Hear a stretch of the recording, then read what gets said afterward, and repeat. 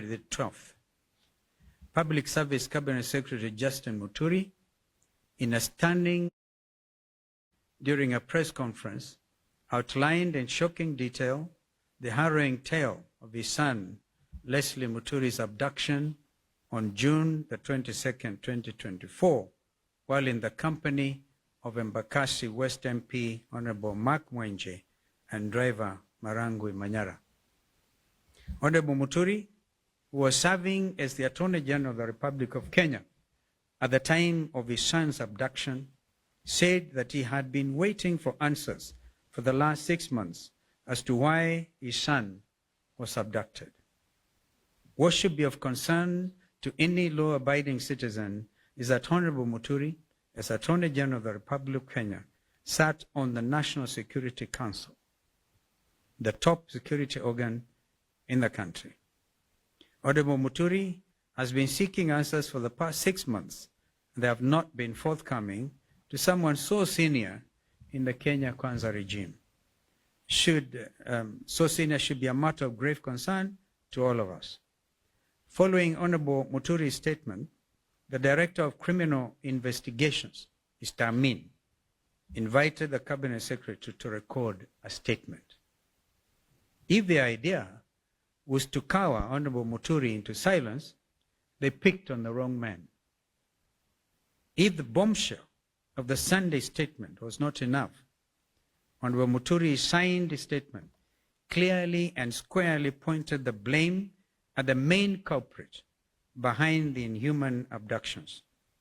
A man who joked, made light of the abductions and Gen Z's demonstrations, a man who placed one phone call inside of the State House Nairobi Pavilion to the National Intelligence Service Director General, Nuruddin Haji, and had Leslie Muturi released within an hour. That man, as we have previously stated, is President William Ruto. Fellow Kenyans, the revelations by Secretary Muturi on the identity of the Commander-in-Chief of the abduction squads is quite telling. If the Attorney General of the Republic of Kenya cannot get answers as to the whereabouts of his son, who can? If the Attorney General cannot get his phone calls answered by junior staff, such as the DG of NIS, or the DCI Director, who can? If the then Interior Cabinet Secretary, Professor Kithure Kindiki, and PS Raymond Omolo are furnished with lies by their juniors, what is the state of the Kenya Kwanza regime? Fellow Kenyans, the Kenya Kwanza regime has established command and control structures outside of the Constitution of the Republic of Kenya, carrying out illegal and criminal activities against Kenyans. We have actually since established that some headquarters of this abduction squad was somewhere near Ruaraka. As we have previously stated, William Ruto is a commander-in-chief of the abduction squads. This has been clearly demonstrated by his own public pronouncements on the abductions, as well as those of his conceited cronies in government. Kenyans and the international community should read between the lines. Mr. Ruto and his lieutenants' chest thumping over 2 weeks ago in Bungoma was not only a gross violation of Mr. Ruto's oath of office, it also bore all the hallmarks of a dictatorship and a crude attempt to instill fear in Kenyans by subduing them into silence. Mr. Ruto's dictatorship, which now kidnaps and tortures people in underground prisons, must be considered as a renegade criminal enterprise. And this in accordance with the ICC's Rome Statute. And for the avoidance of doubt, the Director General of NSIS could not be held responsible alone. The ICC statute talks about the person bearing the highest responsibility. And that is not Nuruddin Haji, That is William Samoei Arap Ruto. The people's loyal opposition will not sit back and allow this disgraceful attempt to take us back into the dark days of fear and oppression. We shall lead from the front. You've actually demonstrated leadership from the front because you've been in court. We'll fight them in court, we'll fight them in the streets, we'll fight them everywhere. We demand that Mr. Ruto respects Kenyans and the oath of office he has sworn to preserve under Kenya's Constitution 2010. We also demand the immediate release of the remaining abductees.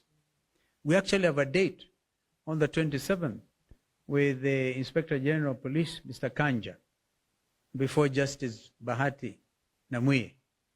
And they know what the ruling was by Justice Bahati. If they will not show up on the 27th, he will cite, convict, and sentence on the spot. So nobody's above the law. Not even Director General Kanja or Director DCI, Mr. Amin. If Ruto refuses to respect and enforce Kenya's constitution and laws, the solution is straightforward. He should resign. And the world is changing. Just today or yesterday, a sitting president of the Republic of South Korea was arrested in State House. We celebrate this kind of development because people must be held to account. This is what the Gen Zs have been advocating for. Meanwhile, let Mr. Ruto and all others who perpetrate violent crimes against Kenyans know that they will not go unpunished. On the Independent Electoral Boundaries Commission, IBC, we have been very clear and consistent and followed the law at all times. Those who are barriers to the establishment of the IBC selection panel are puppets of Mr. Ruto. They bear the highest responsibility in the current constitutional crisis and an attempt to pre-rig the 2027 general elections. We will not allow that to happen. And I will ask my brother Kioni to respond to some of the remarks by some of these renegades who can even say they know how to manufacture presidencies beyond 24 years. These renegades must be called out. Lastly, for avoidance of doubt, Honorable Farah Maalim, who until now has been Wiper Democratic Party's deputy leader, stands expelled from the Wiper Democratic movement for violating the Constitution and the rights of Kenyans, and even abusing Kenyan mothers.